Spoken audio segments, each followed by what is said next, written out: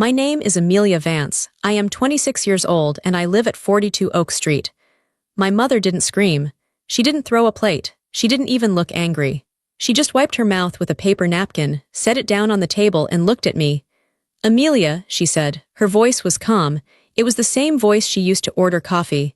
We sold the house. We are moving tomorrow. You have 1 month to find a new place. You are not coming with us. The room went silent.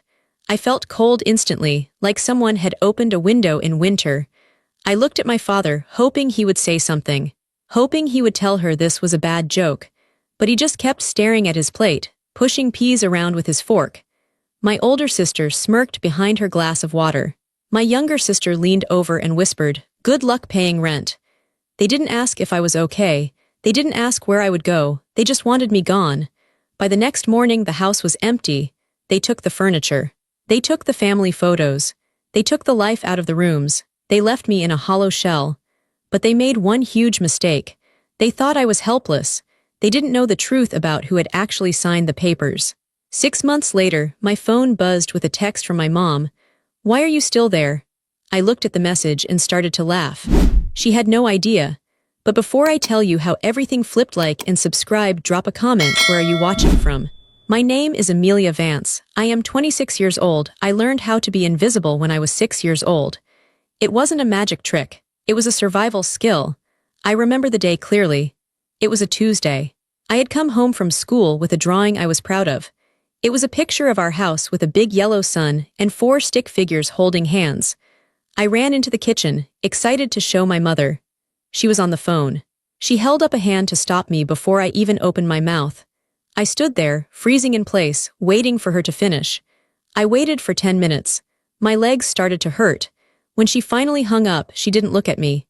She looked past me at my older sister, Jessica, who had just walked in. "Jessica, did you find the dress for the dance?" Mom asked, her voice bright and interested. I lowered my drawing. I folded it in half, then in half again until it was a small square. I put it in my pocket and walked to my room. That night, I threw it in the trash. That was the first lesson: do not interrupt. Do not demand attention. Do not take up space. By the time I was 26, I had perfected this art. My name is Amelia. To the outside world, I am a successful software engineer. I make good money. I solve complex problems. I lead a team of developers who respect me. But the moment I crossed the threshold of my parents' house, I stopped being Amelia the engineer.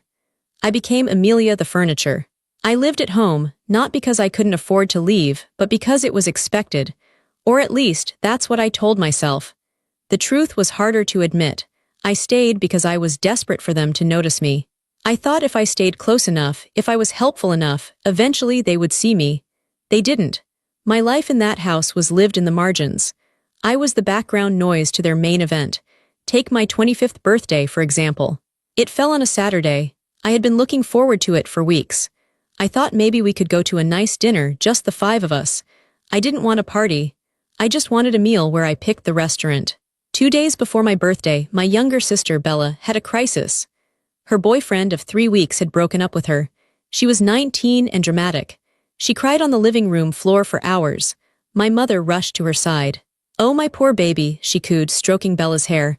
"My poor, sweet girl." My father hovered nearby, looking worried. "What can we do?" he asked. "Should we get her ice cream?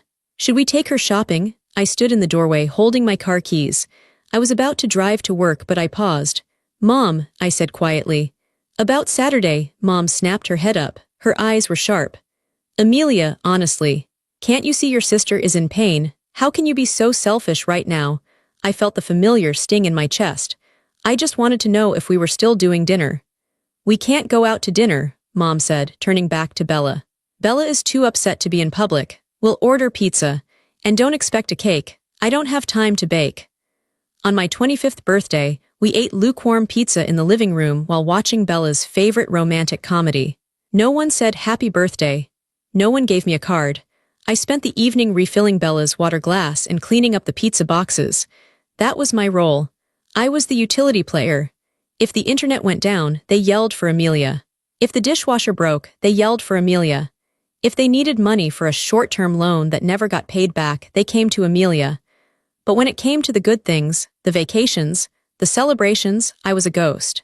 Last summer, they planned a trip to Hawaii. I heard them talking about it at breakfast. Mom was looking at hotels on her iPad. Dad was talking about golf courses. Jessica was looking at bikinis online. That sounds fun, I said, trying to keep my voice casual. When are we going? The table went silent. Jessica smirked into her coffee cup. Oh, Amelia, Mom said, not looking up from her screen. We didn't think you'd want to come. It's very expensive, and we know you're saving your money. I have money, I said. I can pay for myself. It's already booked, Dad said quickly. He always spoke quickly when he was lying or uncomfortable. We only got 2 rooms, there's no space. Right, I said, no space. They went to Hawaii for 10 days. I stayed home and watered the plants. I took care of the dog. I brought in the mail. I watched their photos pop up on social media, smiling faces, flower necklaces, sunsets. In every caption, Mom wrote, "Family time is the best time." I wasn't in the photos. I wasn't in the captions. I wasn't in their minds. It wasn't just the big things. It was the daily erosion of my self-worth. It was the way they talked over me at dinner. If I started to tell a story about my day, Jessica would interrupt with a story about her gym class, and everyone would pivot to her. If I expressed an opinion on a movie, Bella would roll her eyes and say, "You have such boring taste, Amelia." And Mom would just nod. "Bella has a point, Amelia. You are a bit dry, boring, quiet, steady." That's how they saw me. I was the reliable old sedan parked in the driveway, while my sisters were the flashy sports cars. You don't take pictures of the sedan. You don't brag about the sedan. You just expect it to start when you turn the key. And when you're done with it, you park it and forget it exists. But they didn't know the truth. They didn't know that boring Amelia was a senior engineer at a major tech firm. They didn't know I had invested in stocks since I was 18. They didn't know I had built a side business designing apps that brought in more money than my father made in a year. I never told them. Why would I? They never asked. To them, I was just Amelia who fixed the Wi-Fi. Amelia who didn't date enough. Amelia who wore simple clothes and didn't wear enough makeup. I kept my success secret. It was the only thing that was truly mine. In a house where I had no privacy and no voice, my bank account was my rebellion. It was my secret armor. I used to dream that one day I would reveal it. I imagined a moment where I would buy them all expensive gifts and they would finally look at me with respect. They would say, "Wow, Amelia, we underestimated you. We're sorry." But as the years went on, that dream faded. I realized they didn't care about what I did. They only cared about what I could do for them, so I stayed quiet. I went to work, I came home, I ate dinner in silence, I washed the dishes. I went to my room. I was the daughter who never took up space. Until the day they decided I didn't deserve any space at all. To understand why I didn't fight back sooner, you have to understand the hierarchy of our house. It was a kingdom, and everyone had a rank. At the top sat my mother, Ellen. Mom was the queen. She wasn't a loud tyrant, she was a cold one. She ruled with silence and disappointment. Her love was a currency, and the exchange rate changed every day. If you looked good, if you agreed with her, if you made her look like a good mother in front of her friends, you earned a sliver of affection. But if you embarrassed her, if you disagreed, you were frozen out. Mom cared about appearances more than anything. She wanted the perfect house, the perfect lawn, and the perfect daughters. Jessica and Bella fit the mold. They were loud, blonde, and social. They knew how to play the game. I was dark-haired, quiet, and introverted. I was a glitch in her perfect image. Mom didn't yell at me, she just edited me. "Are you wearing that?" she would ask, looking at my sweater. "It makes you look so washed out." "Why can't you be more like Jessica?" she would sigh. "She has so many friends." She chipped away at me day after day. She made me feel like my very existence was a burden she was graciously tolerating. Next in the hierarchy was my father, Robert. Dad was the jester who had lost his laugh. He was a weak man. I say that with sadness, not hate. He worked in insurance and hated it. He came home, sat in his recliner, and watched TV until he fell asleep. He saw everything. He saw Mom ignore me. He saw my sisters mock me. Sometimes I would catch him looking at me with a sad, apologetic expression. But he never spoke up. "Robert, tell Amelia she can't wear those shoes," Mom would say. "Amelia, listen to your mother," he would mumble, not looking away from the TV. He chose peace over protection. He sacrificed me to keep Mom happy. In some ways, his betrayal hurt more. Mom was mean, but Dad was indifferent. He was supposed to be my protector, but he was just another piece of furniture, terrified of being rearranged. Then there were the princesses, Jessica and Bella. Jessica was 28. She was the oldest and the meanest. She worked as a receptionist at a salon, but if you asked her, she was a social media influencer. She spent her entire paycheck on clothes and makeup, then borrowed money from mom and dad for her car payment. Jessica hated me because I was smart. She sensed that I had something she didn't, intelligence and focus, and she tried to crush it. "Look at the nerd," she would say when I came home with books. "Going to study. Don't you have a life?" She loved to humiliate me.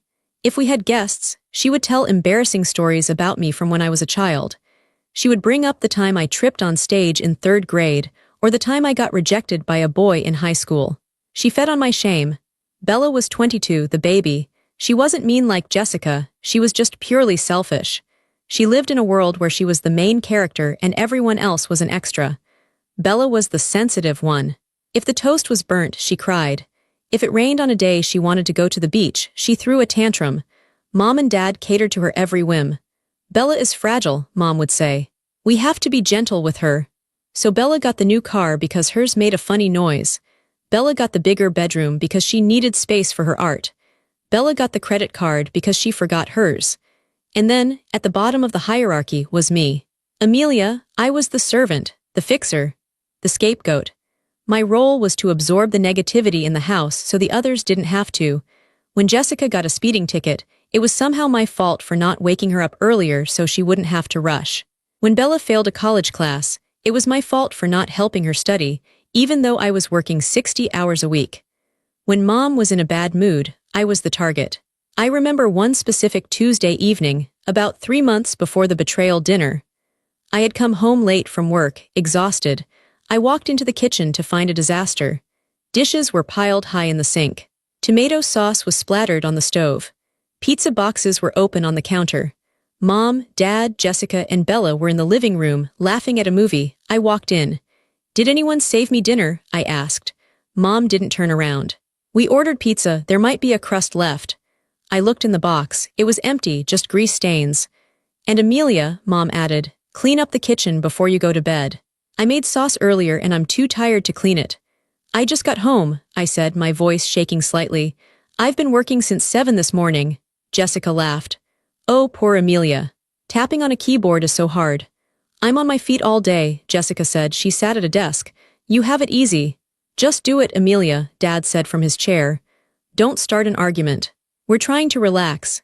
I stood there for a moment. I looked at their backs. They were a unit, a closed circle. I was on the outside, looking in. I went to the kitchen. I scraped the dried sauce off the stove. I loaded the dishwasher. I wiped the counters. I ate a piece of plain toast over the sink. I washed their plates. I washed the forks they used to feed themselves while I starved. As I scrubbed a stubborn stain on a pot, I realized something. I wasn't just their daughter, I was their appliance. I was useful to them, but I wasn't loved by them. And you don't keep an appliance when you move houses. You sell it. You leave it behind, you upgrade. I just didn't realize how soon my expiration date was coming. The air in the house was strange that day. It felt heavy, like the atmosphere before a thunderstorm. I had come home early, around 5 p.m. Usually the house was chaotic, but today it was quiet. Too quiet. I found my mother in the kitchen. She wasn't cooking. She was standing by the window, looking out at the backyard. The kitchen was spotless. The counters were cleared of the usual clutter. No mail, no keys, no random cups. "Hi, Mom," I said, putting my bag down. She turned slowly. She looked me up and down, her eyes cold and assessing. "Dinner is at 6 sharp, don't be late, wash your hands." "Is everything okay?" I asked. "Just be at the table," she said and walked out of the room. My stomach twisted. A family meeting. We never had family meetings unless something was wrong. Had someone died? Was Dad sick? I went upstairs to my room. I changed out of my work clothes into a comfortable sweater and jeans. I sat on my bed for a moment, looking around. My room was the smallest in the house. It barely fit my bed and a small desk. The walls were painted a pale gray. I had chosen myself. It was my sanctuary. I heard the front door open. Dad was home, then the giggling of my sisters. They were all here. At 6 p.m., I went downstairs. The dining room table was set. Not with the everyday plates, but with the good china. There was a roast chicken in the center, steaming vegetables, and a salad. It looked like a Thanksgiving dinner in the middle of April. Everyone took their seats. Mom at the head of the table. Dad opposite her. Jessica and Bella on one side, me alone on the other. Mom poured wine for herself and Dad. She didn't offer me any. Eat, Mom said. We ate in silence. The only sound was the clinking of silverware on porcelain. The roast chicken tasted like dust in my mouth. I couldn't swallow. I watched my family. Dad was sweating. He kept wiping his forehead with his napkin. He refused to look at me. He stared intently at his carrots. Jessica was smirking. She kept shooting glances at Bella. Bella looked bored, picking at her food, checking her phone under the table. Mom ate with precision. Cut, chew, swallow. Cut, chew, swallow. Finally, Mom set her fork down. The sound rang out like a gunshot in the quiet room. Robert, she said. Dad jumped slightly. He cleared his throat. Yes, Ellen. Tell her, Mom commanded. Dad looked at me then, for a split second, before his eyes darted away to the wall behind my head. Amelia, he began, his voice weak. We have some news. I gripped the edge of the table. What is it? We've sold the house, Dad said. I blinked. You sold the house, this house? Yes, Mom interrupted. Her voice was steady, void of any emotion. We accepted an offer 2 months ago. The closing was finalized yesterday. I was stunned. But where are we going? Why didn't you tell me? We are moving to Arizona, Mom said.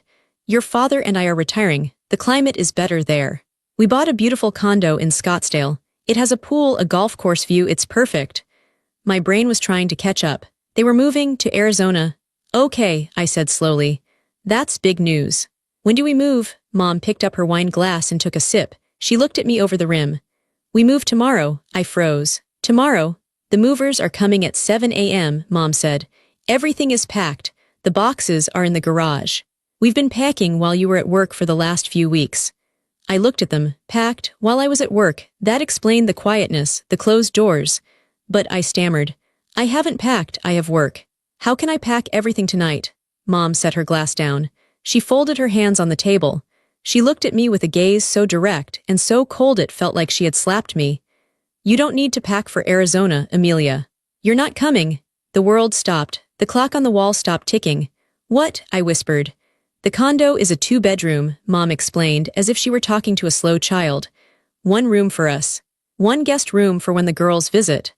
She gestured to Jessica and Bella. Jessica is moving in with her boyfriend next week, Mom continued. And Bella is coming to Arizona with us until she finds a job there. She'll stay in the guest room. I looked at my sisters. Jessica was grinning openly now, a cruel, satisfied smile. Bella gave a little shrug as if to say, sorry, not sorry.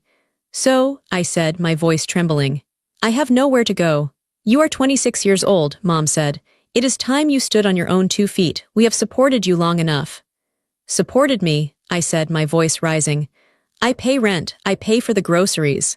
I pay the internet bill, I fix everything in this house. Lower your voice, Mom snapped. You are ungrateful. We gave you a roof over your head. Now the roof is sold. You have 1 month to vacate the premises. The new owners don't take possession for 30 days. We negotiated that specifically for you. See, we are generous.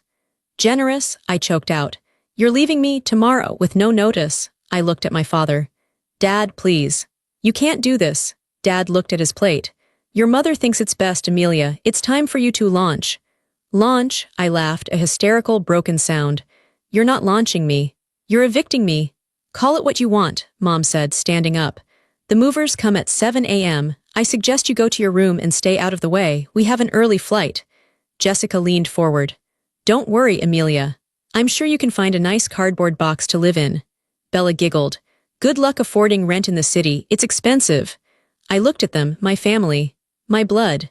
They sat there, well-fed, comfortable, watching my life fall apart with amusement.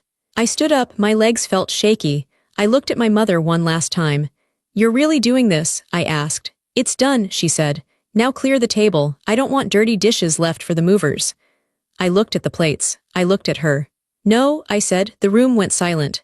Excuse me, Mom said. No, I said again, stronger this time. I'm not clearing the table. I'm not washing your dishes. If I'm not part of this family, I'm not your servant anymore. I turned and walked out of the room. Behind me, I heard my mother gasp. Amelia, get back here. I kept walking. I walked up the stairs. I walked into my room. I locked the door. And then I slid down to the floor and buried my face in my hands. I didn't cry. I was too shocked to cry. I sat there in the dark, listening to them downstairs. They were laughing. They were already moving on. I was disposable. I didn't sleep that night. I lay in bed, staring at the ceiling, listening to the sounds of the house. I heard them moving around downstairs until late. I heard suitcases being zipped. I heard the thud of heavy items being moved to the garage. At 6:30 a.m., the trucks arrived. I heard the heavy rumble of the engine in the driveway. The beep beep beep as it backed up. I got up and went to the window. It was a massive moving truck. 2 men in blue uniforms jumped out. Mom was already outside, pointing, directing, commanding. She looked energized, happy. I put on jeans and a t-shirt. I opened my door. The hallway was already different. The pictures were gone from the walls. The small table with the vase was gone. It looked like a hotel that was shutting down. I walked downstairs. The chaos was organized. Dad was carrying boxes. Jessica and Bella were sitting on the front porch, drinking coffee, watching the movers work. When I walked into the living room, Mom stopped me. "Good, you're up," she said. She handed me a set of keys. "These are the spare keys. Leave them on the counter when you leave in a month. Do not lose them." She didn't ask how I slept. She didn't ask if I was okay. "Amelia," Dad said. He was holding a box marked Master Bedroom Linens. He looked tired. "Amelia, Robert, put that in the truck," Mom barked. Dad closed his mouth. He looked at me with sad, watery eyes, then turned and walked out the door. I stood in the corner of the living room and watched them dismantle my life. They took the sofa where we used to watch movies, mostly movies I didn't want to watch, but still. They took the dining table where they had just betrayed me. They took the TV, the rugs, the lamps. They stripped the house to its bones. By 11 a.m., the house was an echo chamber. Dust motes danced in the beams of sunlight that hit the bare floorboards. The walls had pale squares where pictures used to hang. Mom stood by the front door. She had her purse over her shoulder. Dad was already in the car, waiting. Jessica and Bella were in their own cars. Mom looked at me. She didn't hug me. She didn't touch me. "The utilities are paid until the end of the month," she said. "After that, they cut off. Make sure the trash is taken out on Tuesdays." "That's it?" I asked. "That's your goodbye. Don't be dramatic, Amelia," she said. "We'll text you when we settle in. Try not to make a mess of the place before you leave." She turned around. She walked out the door. She didn't look back. I watched through the window. Mom got into the passenger seat of Dad's car. She checked her makeup in the mirror. Dad started the engine. They pulled out of the driveway. Jessica followed. Bella followed. They drove away in a caravan of indifference. I stood in the center of the empty living room. The silence was deafening. It pressed against my ears. I was alone, truly, completely alone. I sank down onto the floor. I pulled my knees to my chest. This was the moment I should have broken. I should have sobbed. I should have panicked. I had 1 month to find an apartment. I had no furniture. I had just been orphaned by parents who were still alive. I closed my eyes and let the reality wash over me. They didn't forget me. They discarded me. They planned this for months. While I was fixing their Wi-Fi, they were signing papers. While I was cleaning their dishes, they were packing boxes. While I was trying to be a good daughter, they were erasing me. The pain was a physical weight in my chest. It felt like a stone. But as I sat there, breathing in the smell of dust and floor wax, the stone began to change. It stopped feeling like grief. It started to feel like something else. It felt cold. It felt hard. It felt like a foundation. They thought they had broken me. They thought I was the weak one, the furniture. I opened my eyes. I looked around the empty room. They had taken the furniture. They had taken the decorations. They had taken their noise and their demands and their cruelty, but they had left the house.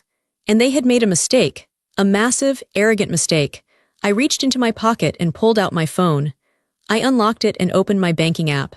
I looked at the balance. Then I opened my email. I scrolled down to a folder marked Project Home. I opened the email from the real estate attorney I had hired 2 months ago. The subject line read, "Confirmation of closing." I read the text again just to feel the power of it. "Dear Miss Amelia Vance, congratulations. The deed has been recorded. You are the official owner of the property at 42 Oak Street. The sellers have agreed to the 30-day leaseback period, after which full possession reverts to you." I stood up. My legs weren't shaking anymore. They hadn't just sold the house. They had sold it to an LLC called AV Tech Holdings. They thought they were selling to some faceless investor who would tear it down or rent it out. They didn't know AV stood for Amelia Vance. They sold their home to the daughter they pushed away, and they didn't even know it. I walked to the front door and locked it. The sound of the deadbolt sliding into place was the most satisfying sound I had ever heard. I wasn't homeless. I wasn't helpless. I was the landlord. And in 6 months, when they realized what they had done, they were going to wish they had treated the furniture with a little more respect. I walked into the kitchen. It was empty, but it was mine. I walked into the living room.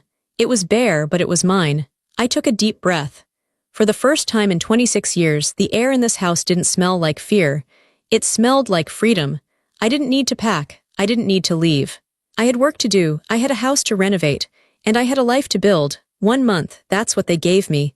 I looked at the empty spot where the dining table used to be. 1 month, I said aloud. My voice didn't tremble. Game on.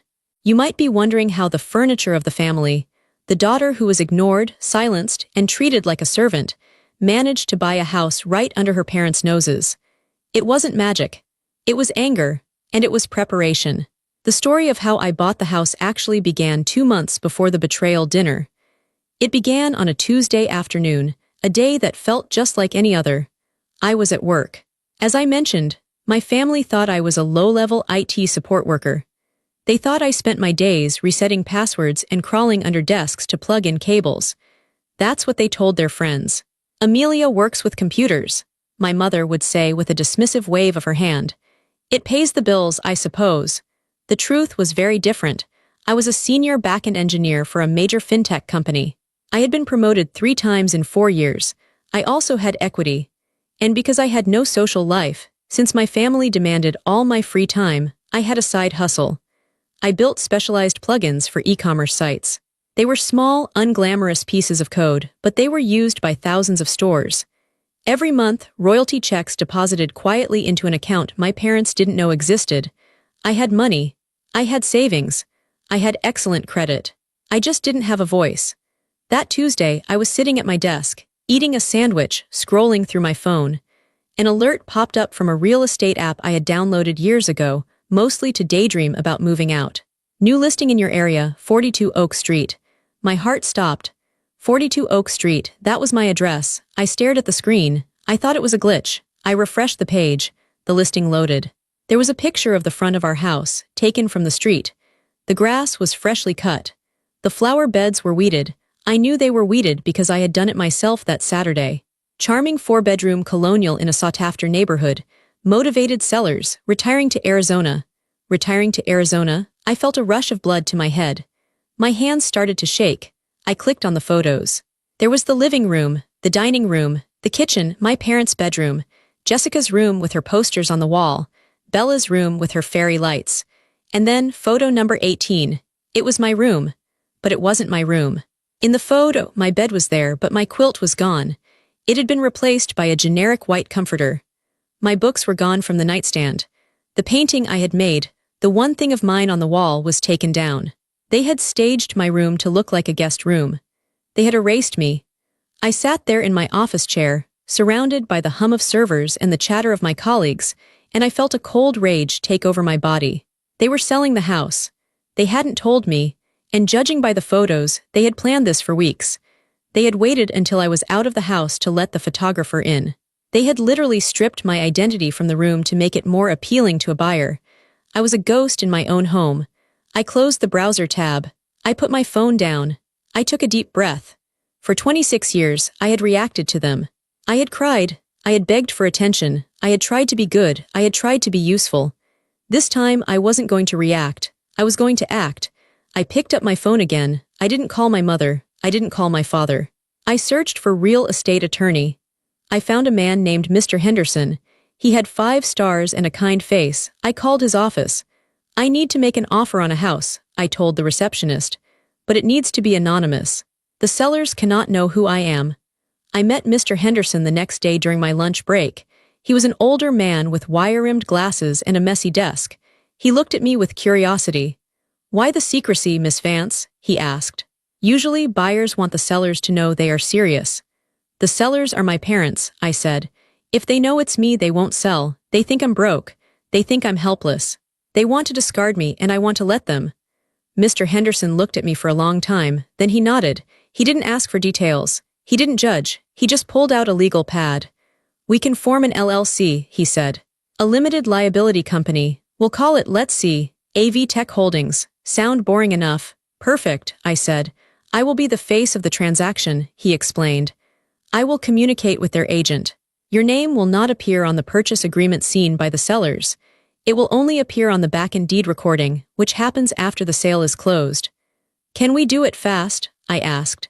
If you have the funds, we can do it very fast. Cash offers talk. I showed him my bank statement. Mr. Henderson's eyebrows shot up. Okay, he said. Miss Vance, you are a very capable young woman.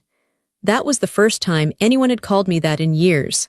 The next few weeks were a blur of double agency. By day, I went to work and managed the purchase. By night, I went home and played the part of the oblivious daughter. It was excruciating.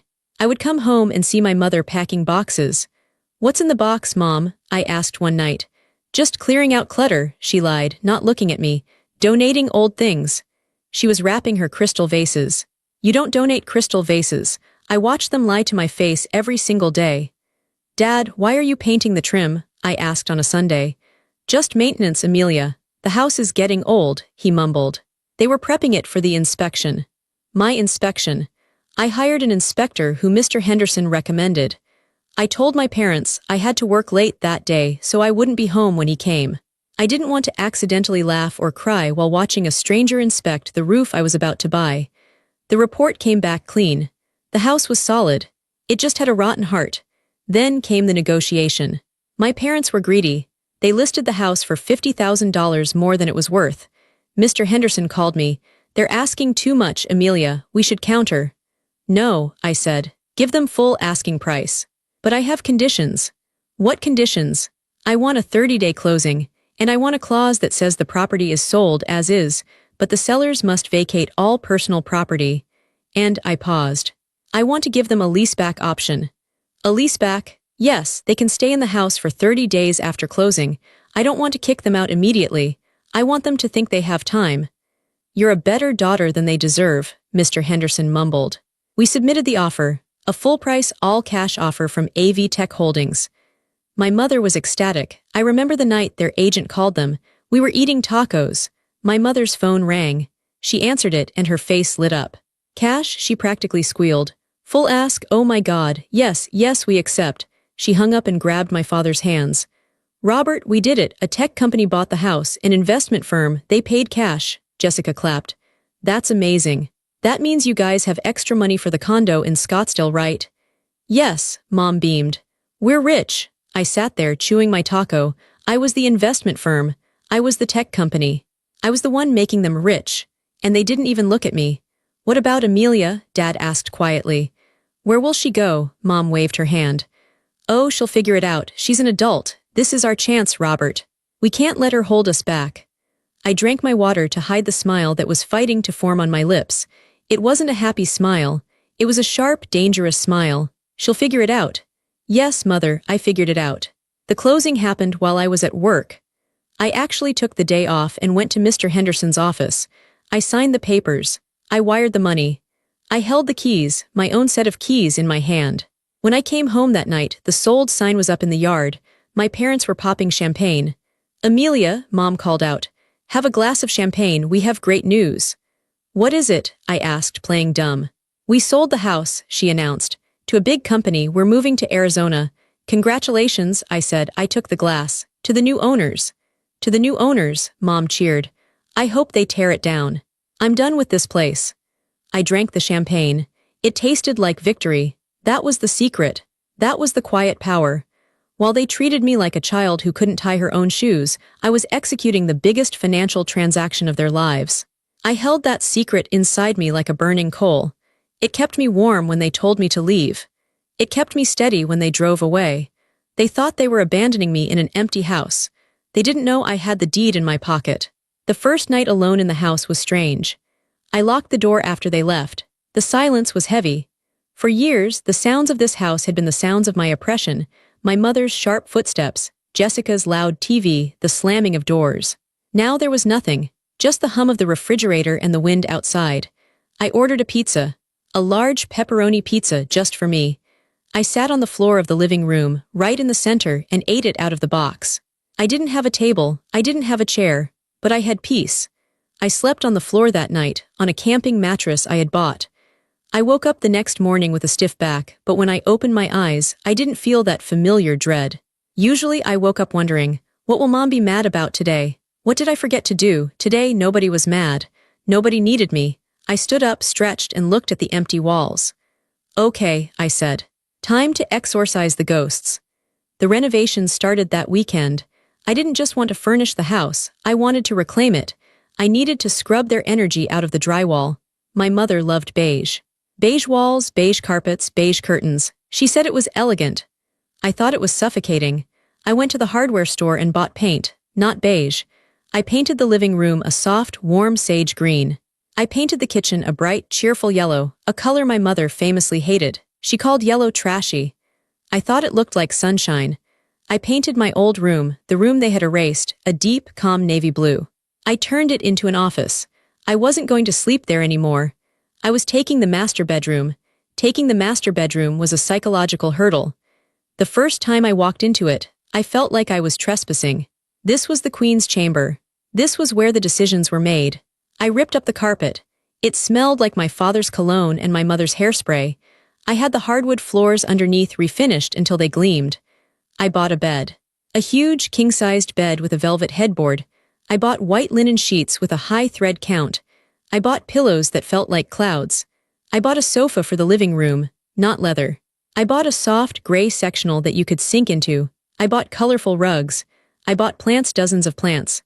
Monstera, fiddle leaf figs, pothos. I filled the house with life. I spent money I had been saving for years. And every dollar I spent felt like I was buying back a piece of my soul. My work life changed, too. Without the constant drain of my family's drama, I had energy. I wasn't rushing home to cook dinner for ungrateful people. I wasn't spending my weekends running errands for Bella. I stayed late at the office because I wanted to. I took on a new project leading a team of junior developers. One day, my boss, Sarah, called me into her office.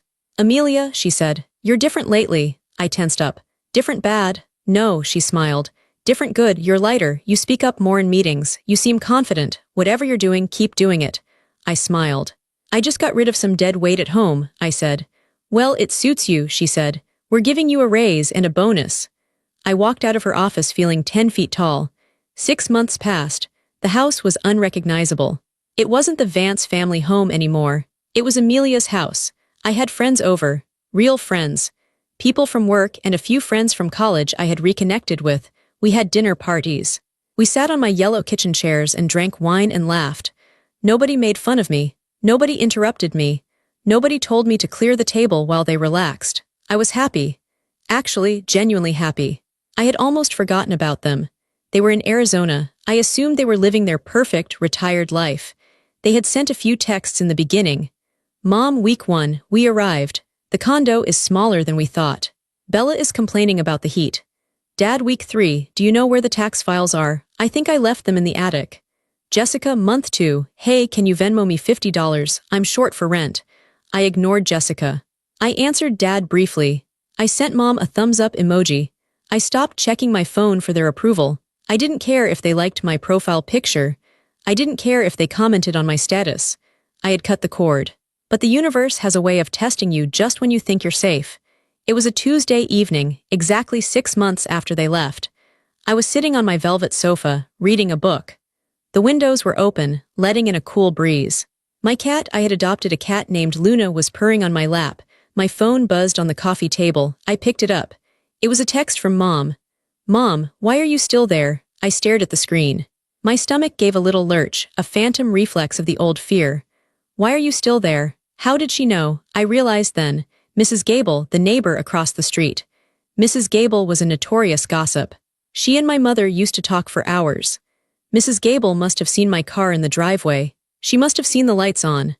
My mother thought I was squatting.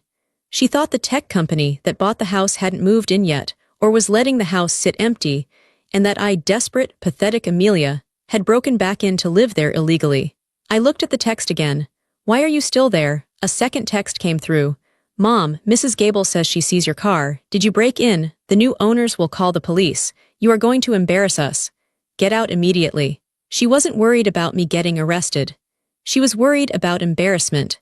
She was worried that her daughter, the squatter, would ruin her reputation in the old neighborhood. I felt a bubble of laughter rise in my chest. It started low and rumbled up until I was laughing out loud in my empty, beautiful living room. She had no idea. I typed a response. My fingers flew across the screen. I'm not breaking in, Mom, I'm just taking care of the place. I hit send. Mom, you are unbelievable. I am calling your father. We are going to have to come back there and sort this out. I cannot believe you would be so irresponsible. Come back, to Arizona? That's a long trip. Mom, we were planning to come back next week anyway to visit Jessica. We are coming to the house. If you are there, you better have a good explanation. She thought she was threatening me. She thought she was going to swoop in, scold her wayward child, and save the day. She didn't know she was walking into a trap. I looked around my living room. I looked at the sage walls, the expensive rug, the art I had chosen. Come on then, I whispered to the empty room. Come and see. I put the phone down. I didn't run. I didn't hide. I went to the kitchen and poured myself a glass of wine. The queen was coming back to her castle. But she was going to find out that the locks had been changed and there was a new ruler on the throne. I was ready. The day they arrived was a Saturday. It was raining, a slow, gray drizzle that made the pavement shine. I had been expecting them for 3 days. My mother had texted me updates on their drive from the airport, mostly threats disguised as travel updates. We are 20 minutes away. I hope you have packed your bags. We are not playing games, Amelia. I wasn't playing games either. I was sitting in the living room, drinking coffee from a mug that said Boss Lady, a gift from my friend Sarah. I was wearing my favorite outfit, soft leggings and an oversized cashmere sweater. I looked comfortable. I looked like I belonged here. At 2:15 p.m., a car pulled into the driveway. It was a rental car, a silver sedan. I watched through the front window as the doors opened. My mother stepped out first. She looked exactly the same, yet somehow different. Her hair was a little shorter, her tan was a little deeper, the Arizona sun, but her expression was the same pinched, unhappy look she always wore when she had to deal with me. My father got out next. He looked older. He was hunched over, struggling with an umbrella. Then the back doors opened. Jessica and Bella, they must have flown in to meet them. The whole squad was here. They walked up the walkway. Mom marched in front, the general leading her troops. She didn't knock. She didn't ring the doorbell. She just reached into her purse, pulled out a key, and shoved it into the lock. I sat on the sofa and listened. Scritch, scratch, jiggle. The key didn't turn. I had changed the locks the day they left. What on earth? I heard Mom mutter. She tried again. She rattled the handle. It's stuck. Robert, come help me. The lock is jammed. Dad fumbled with the door. It's not turning, Ellen. Maybe it's the wrong key. It's the only key, she snapped. She must have changed it. That ungrateful little, she started pounding on the door. Amelia, open this door right now. I know you're in there. Mrs. Gables saw your car. I took a sip of my coffee. I set the mug down on the coaster. I stood up, smoothed my sweater, and walked to the door. I unlocked the deadbolt. Click. I opened the door. My mother almost fell forward, her fist raised to knock again. She caught herself and glared at me. Finally, she huffed. Why did you change the locks? Do you know how illegal that is? You are squatting in a house that belongs to, she stopped. She had looked past my shoulder. She was expecting to see the empty, dusty shell she had left behind. She was expecting to see her failure daughter sleeping on a mattress on the floor surrounded by trash. Instead, she saw the sage green walls. She saw the expensive gray sectional sofa. She saw the abstract art on the walls. She saw the fiddle leaf fig tree in the corner, reaching toward the ceiling. She saw the warm glow of the new lamps. Her mouth fell open. What? She whispered. She pushed past me. She walked into the living room, her wet shoes squeaking on the refinished hardwood floors. What is this? She asked, spinning around. Where did this furniture come from? Dad walked in behind her, shaking his umbrella. He looked around, blinking rapidly. Wow, he said. It looks nice. Jessica and Bella crowded into the hallway. Whoa, Bella said. Did you rob a furniture store? Jessica narrowed her eyes. Did the new owners move in? Are you working for them? Is that why you're here? Are you the maid? That stung, but I didn't show it. Hello, Mom. Hello, Dad, I said calmly. Please take off your shoes. I just had the floors done. Mom ignored me. She was touching the fabric of the sofa. She looked at the label on a throw pillow. This is expensive, she muttered. She turned to me, her eyes wide with panic. Amelia, what have you done? Did you break in and decorate? The owners are going to sue us. They are going to think we did this. We sold this house empty. You need to get this stuff out, Dad said nervously. If the company sees this, Amelia, you're going to get us in trouble. The company knows, I said. They know, Mom asked. You talked to them, what did you tell them? I didn't tell them anything, I said. Because I don't talk to myself. The room went silent. The only sound was the rain hitting the window. What? Jessica said. She laughed, a sharp, nervous sound. What does that mean, you don't talk to yourself? You're weird, Amelia. I walked over to the side table. I picked up a manila folder I had prepared. Sit down, I said. I will not sit down on stolen furniture, Mom snapped. It's not stolen, I said. And it's not the company's furniture, it's mine. This house is mine. I held out the folder. Mom snatched it from my hand. She opened it. Her eyes scanned the first page. It was a copy of the deed. Property address, 42 Oak Street. Owner, AV Tech Holdings, LLC. AV Tech Holdings, Mom read aloud. See, it's a company, you're lying. Look at the second page, I said. The articles of organization for the LLC. Mom flipped the page.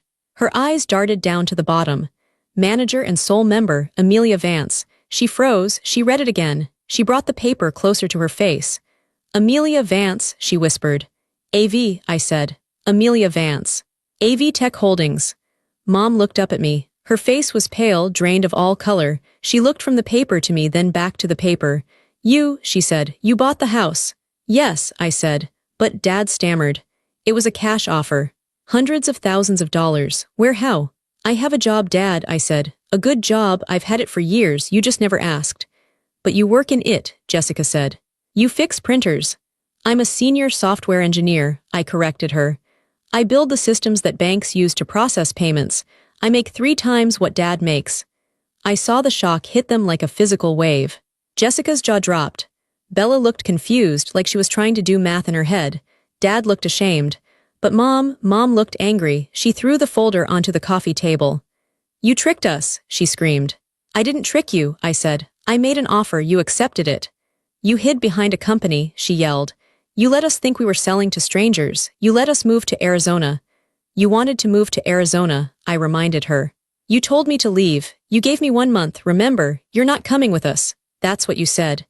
But if we had known you had this kind of money, Mom trailed off. Her eyes narrowed. If we had known, we wouldn't have sold it to you. Why? I asked. Because you would have wanted me to give you the money instead. Because you would have expected me to pay for your retirement and still live in the small bedroom. She didn't answer. The silence was the answer. We sold it for $50,000 over market value, Dad whispered. You paid extra. I paid what I had to, I said. To keep my home. To keep the only safe place I've ever known, and to make it actually safe. You have money, Jessica said slowly. She looked around the room with a new expression.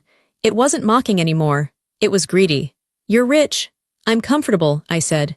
And you let us struggle, Mom said. She crossed her arms. We are living in a condo the size of a shoebox. The air conditioning broke last week. We are sweating to death in Arizona, and you are sitting here in luxury. You chose Arizona, I said. You chose to sell. You chose to leave me behind. We're family, Mom shouted. You don't do this to family.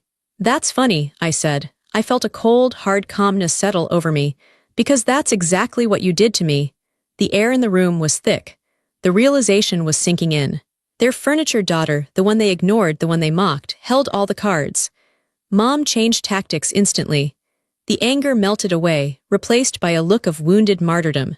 She sat down on the sofa she had refused to touch a moment ago. She sighed, a long, shaky sound. Amelia, she said, her voice softening into that manipulative tone I knew so well. I think we've all made mistakes here. We were stressed, the move was hard, we didn't mean to make you feel excluded. Excluded? I laughed. You kicked me out, you gave me 30 days. We were trying to help you grow, Dad chimed in, taking his cue from Mom. We wanted you to be independent. And look, it worked, you bought a house, we're proud of you. Proud? I asked. You're not proud, you're shocked, and you're embarrassed. Don't be like that, Jessica said. She walked over and sat on the arm of the sofa. So since you have all this space, maybe I could stay here for a bit. Arizona is boring, I miss my friends here. Yeah, Bella added, looking at the big TV mounted on the wall. This place is actually cool now. Can I have my old room back? But can we paint it pink? I looked at them. They were like water, they flowed into whatever container was available. They saw a resource and they immediately tried to consume it. No, I said. What? Jessica said. No, I repeated. You can't stay here, none of you can. Amelia, be reasonable, Mom said. We are your parents, we are visiting, you have 4 bedrooms, you can't turn us away. I can, I said. And I am. I stood in the center of the room, I felt tall. For 26 years, I said, my voice steady, I lived in this house. And for 26 years you made me feel like a guest. No, not a guest. A burden? That's not true, Dad protested weakly. It is true, I said. You forgot my birthdays, you went on vacations without me, you made me clean up after everyone, you spoke over me, you looked through me. I looked at Mom. You told me I was boring, I said. You told me I took up too much space. Well, look around, Mom, I own the space now. We loved you, Mom cried, tears springing to her eyes. They were fake tears. I had seen them 1,000 times. We fed you, we clothed you.